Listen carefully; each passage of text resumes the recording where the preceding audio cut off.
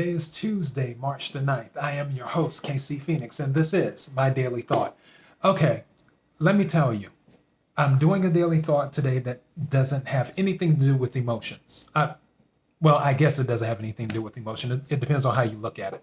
Some people get emotional over real estate, and some people don't. I'm trying to get comfortable in my chair for those who are watching. But I decided to do this because some people don't know about this. I didn't know about this until maybe a decade ago, give or take. And the only reason I found out about it was because I worked for a company that dealt with it. Now, let me go ahead and get the caveat out the way. I am not a licensed anything. I'm not a licensed real estate attorney. I'm not a licensed realtor or anything like that, yada, yada, yada. I'm not a licensed anything.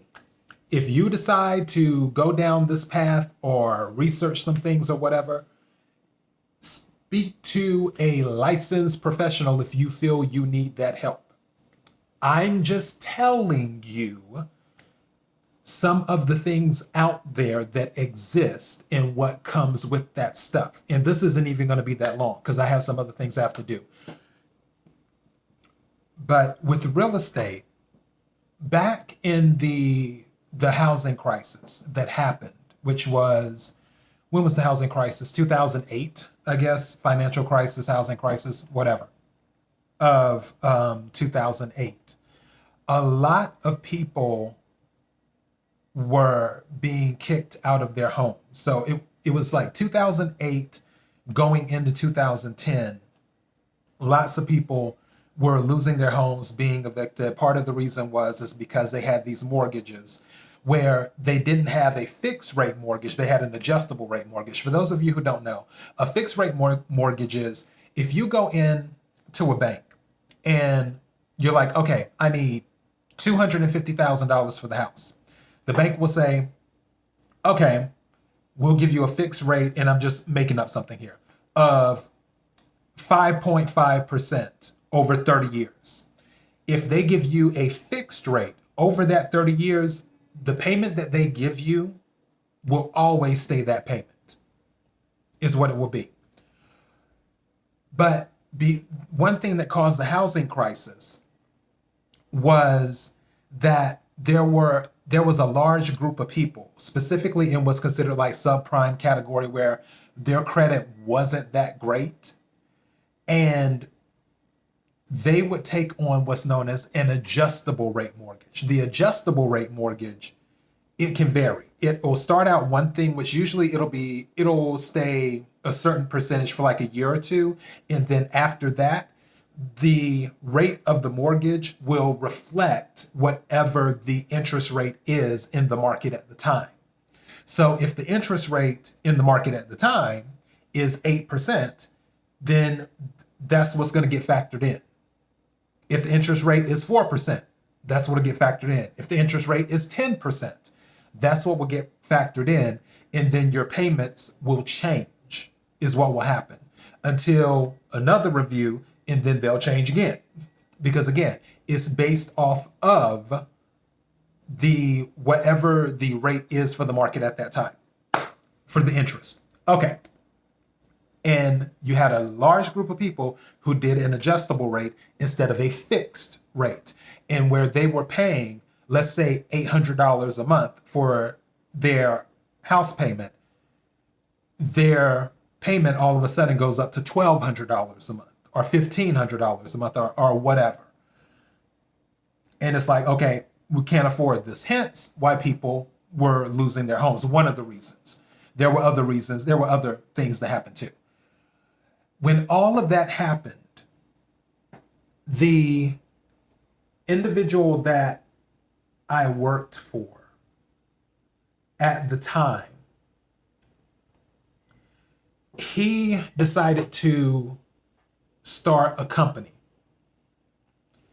because all of these people have been pushed out of their homes because they were unable to make their mortgage payments. And in addition to that, when the people were unable to make their mortgage payments, if you're not making your mortgage payments, it's going to hit your credit score. you're going to have a foreclosure on your credit, which will make it nearly impossible to get into another home and get another mortgage. Because if the bank pulls your credit report and they see foreclosure, they're going to be like, okay, wait, hold on. So that was another thing that was playing a role. And as people were attempting to get back on their feet, some people did not want to live that apartment life. And for those people, they were open to moving back into a home again. There was a company that was created by the person that I worked for at the time, which the company is no longer in business. And the company bought assets, all of the assets, like with foreclosed properties, it's called, I'm doing this from memory here. I haven't worked in real estate in over 6 years, actually 7. So over 7 years. I haven't worked in real estate in over 7 years, so I'm pulling from memory here. It's called REO, real estate owned property is what it's called. And that is when the bank owns the property. What people don't know is that the banks and other holders of these properties would put the properties up on auction. There was this company called Ocwen, OCWEN is how you spell it.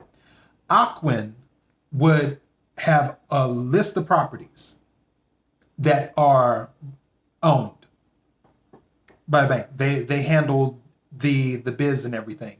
They would send those list of properties out to companies. Companies could then bid on the properties, and whoever has the highest bid, gets the property. All the properties were sold as is. They were sold as is.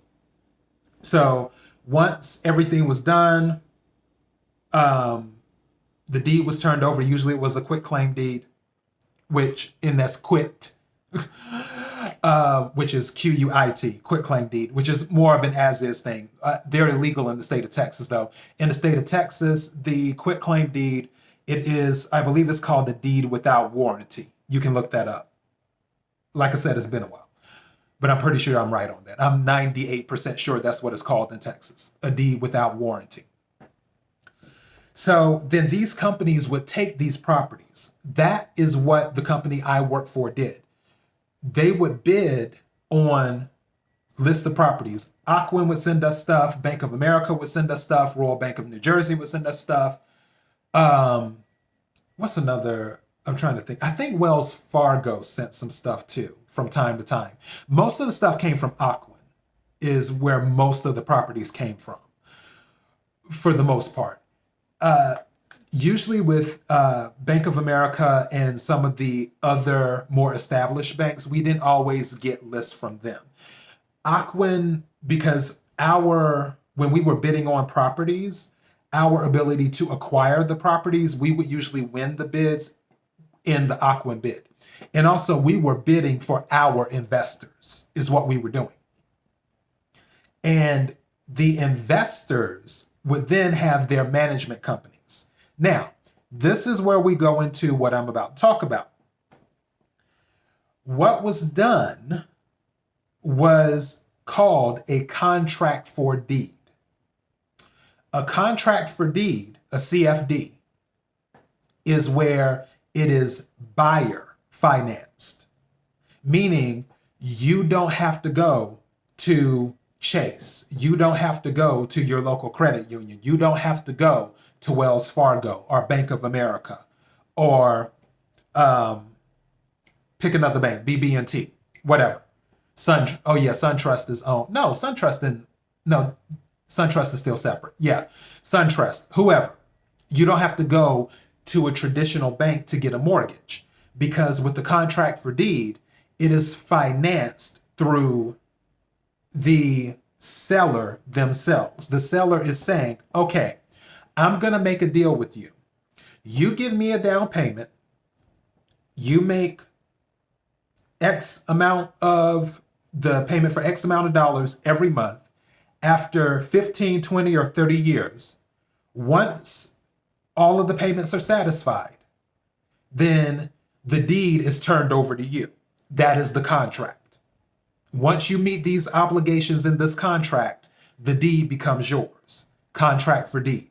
And again, you can do your own research and see, and this is more for the United States, even though there were foreign investors. There were actually people in the Middle East that were working to invest with the company I worked with. And then there were also people in Eastern Europe that invested with one of the other companies we worked with and bought properties with that company that we sort of traded off of and things of that nature.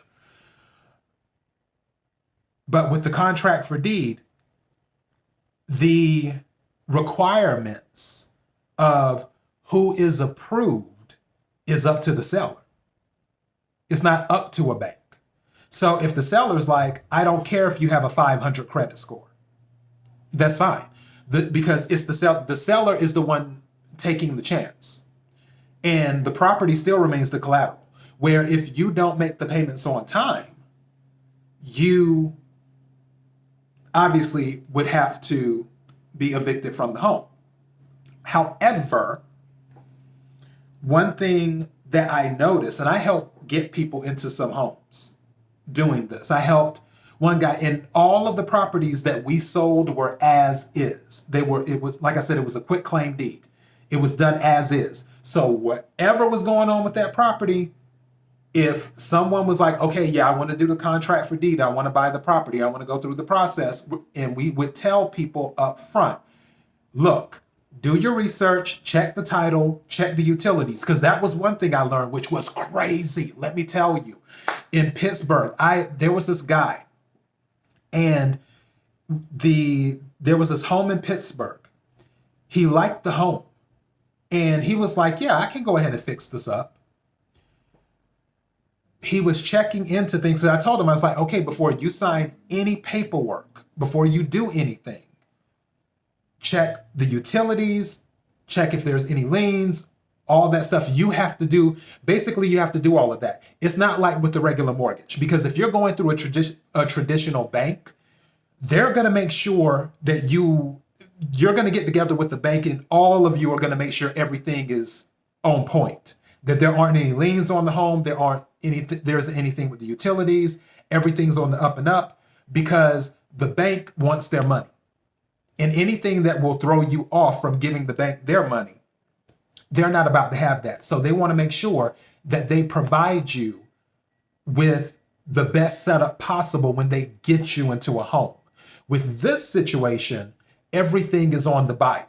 The buyer has to do all of the research. So let me make that clear. If you decide that you want to consider this, it's all going to be on you.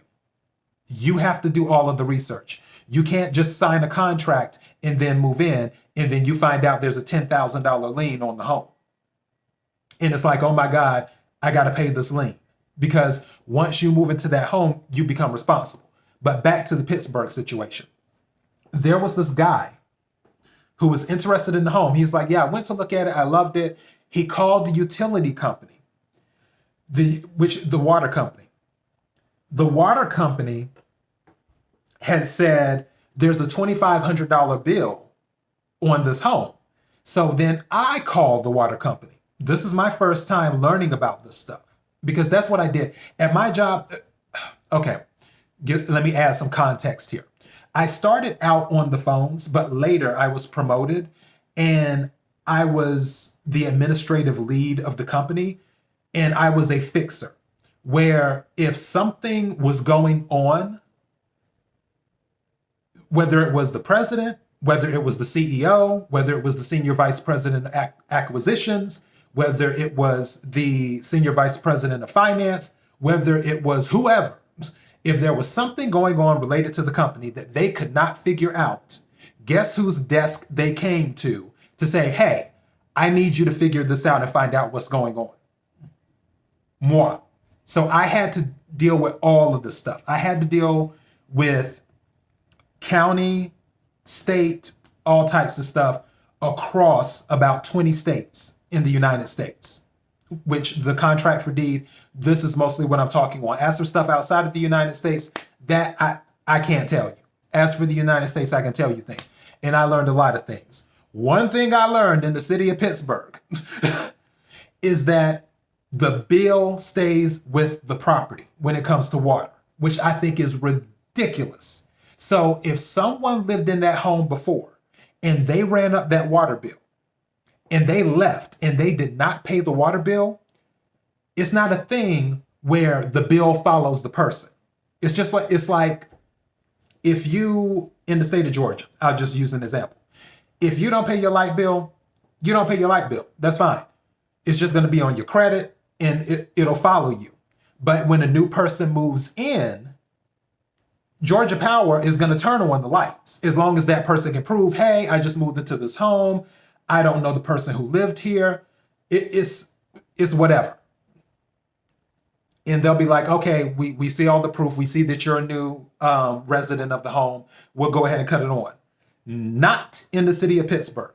They do not care. And they flat out told me that on the phone because I was telling them, I was saying to the person in Pittsburgh on the phone, I was like, okay, look, this guy is very interested in this home.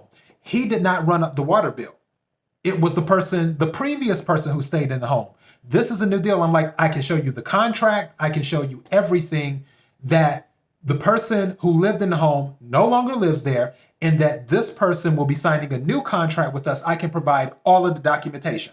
They said, we don't care. I was like, so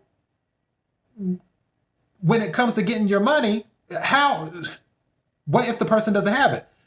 They're like, well, then we won't turn on the water. I'm like, so if the person moves into the home, if they don't pay the bill, then you won't turn on his water. And they were like, correct. And I was like, okay. And then they followed it up by saying, we don't care where we get the money from, long as we get the money. If we don't get the money, we're not turning on the water for that property. So know that in certain cities where you may buy a home and do a contract for deed as is, you want to check things like that. Because again, there could be a lien on the home. On another situation that I had to deal with, I forgot what state that was in, though. I think it was in Ohio, I want to say.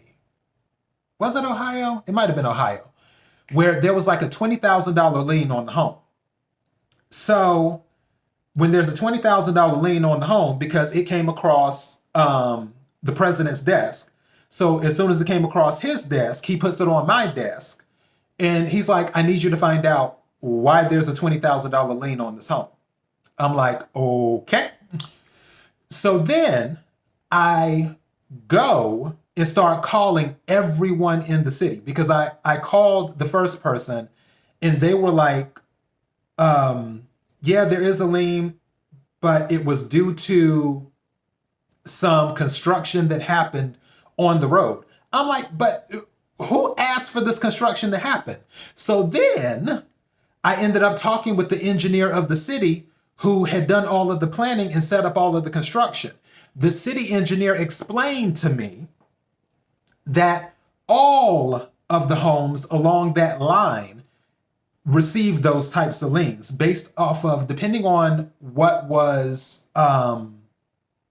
it was some type of formula that they used to determine which home would receive what amount, making sure that everything is equitable. So people weren't charged the same, where if there was a line that was longer or more stuff that was needed in one area, the other person isn't being charged the same thing.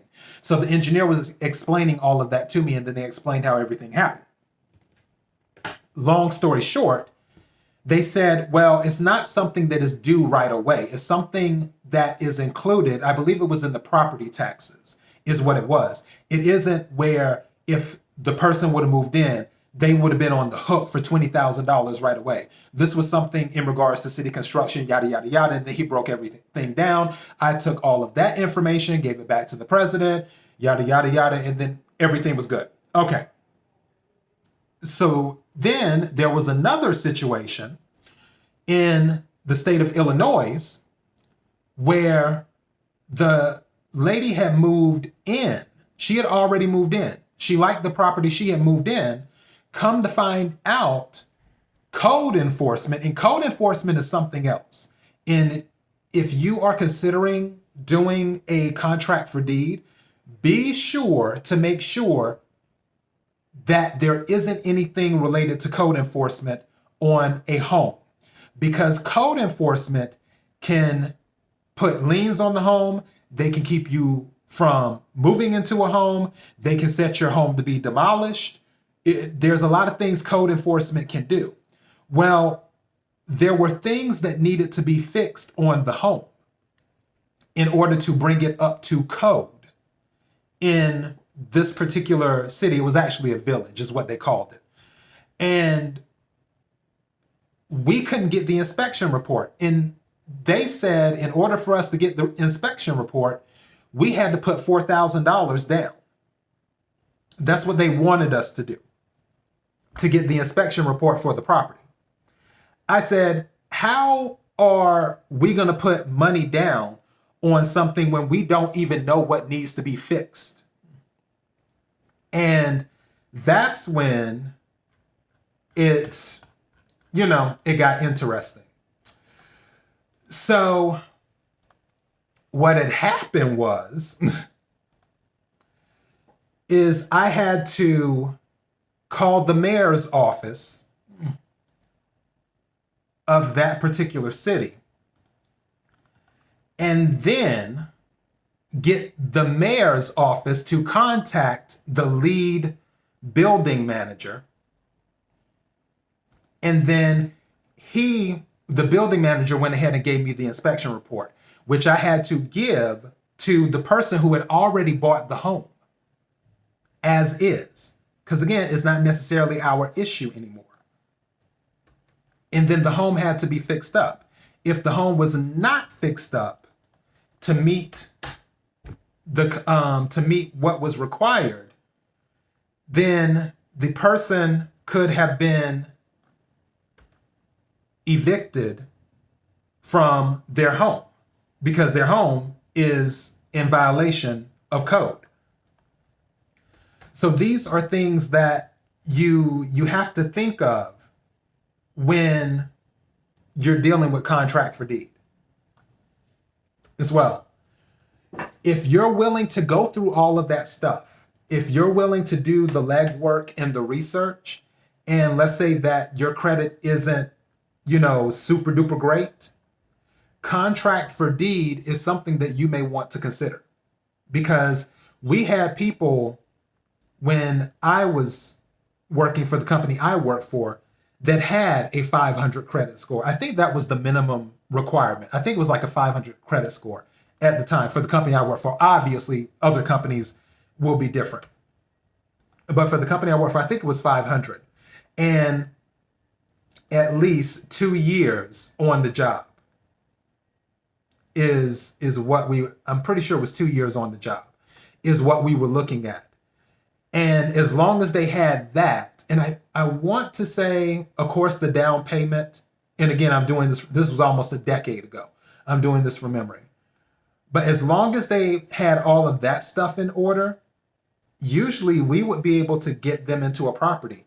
And the cool thing is that for the people who did their research, some people were so happy to move into their own home again because they may have lost their home before,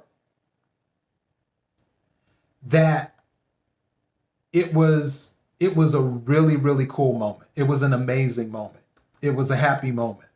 Because some people enjoy fixer-uppers. And that's usually what we told people too. We would tell people like, hey, just know that this is a fixer-upper. You're gonna have to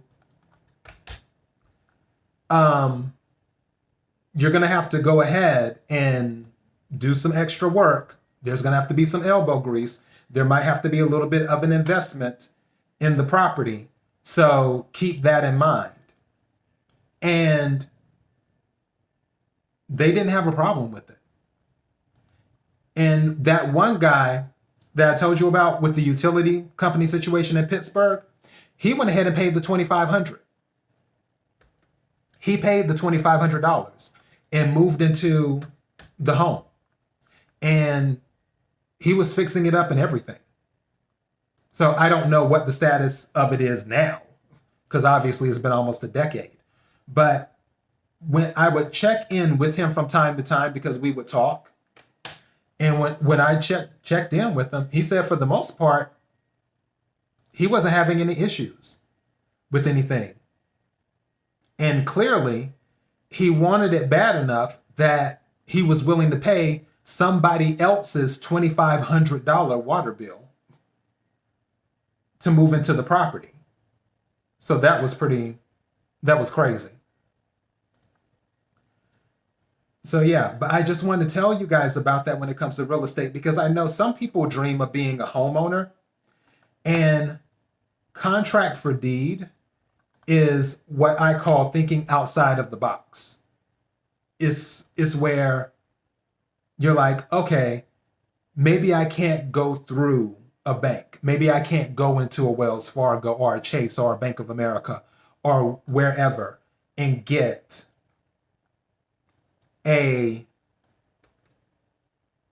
traditional mortgage. With the contract for deed, it's an option on the table. But again, if you decide to do that, make sure you do all of your research. Check everything. Because usually with contract for deeds, the properties are as is. It's as is. So whatever's going on, if the air conditioning unit is about to go bad and it goes bad a month after you move in, it's on you. If there's a lien on the property, it's on you. If you move in later and you find out you need a new roof 3 months later, it's on you. All of that stuff will be on you. However, if you do your due diligence and check out some properties, you might find one that works for you. And in addition to that, you might find a seller of the property, which usually they're property management companies that deal with that, who work on behalf of some investor. Because again, there are people who invest within the United States, and there are foreign investors who invest in the United States that buy these properties, and then they'll hire a management company to manage everything, is what they will do. And then, of course, the money comes in, they collect the money because they're going to turn a profit. Because when the properties went up on auction for people to bid on, they might have spent a few $1,000s on the property. If they get a good tenant who moves into the property and pays their, and I say mortgage loosely, because again, it's not a mortgage, it's a contract for deed. If they make their payments on time for the entirety of the contract, then the investors have a constant stream of money coming in. So it's just something I wanted to make people aware of. Also, I told you I would take a break from all the emotional stuff too, as well. So I will leave it at that. So hopefully I told you something interesting today. KIRWKC.com, main podcasting platform. Also, this podcast is on Apple, Spotify, Google, Pandora, iHeartRadio. The list goes on and on and on and on. KIRWKC on all the social media platforms. And don't forget, this weekend I will be doing a mid-month energy reading for the signs. That's my goal. I might stretch it out a little bit. I'm thinking about doing 6 signs on Saturday and then stretching the remaining signs out going into Monday, taking place of the daily thought for a little while. I'm not sure because I have a project that I'm working on that I will be announcing, and I've sort of pick Sunday to be that day that I work on the project. And I don't want to take any time away from that if I don't have to. And also I have to make sure I get up the willpower to wrap up the project too. Because I'm actually already halfway through the project. I just have to finish it. So yeah, that's what I have to do. But that's all I have. Thank you for listening. Until next time, be blessed.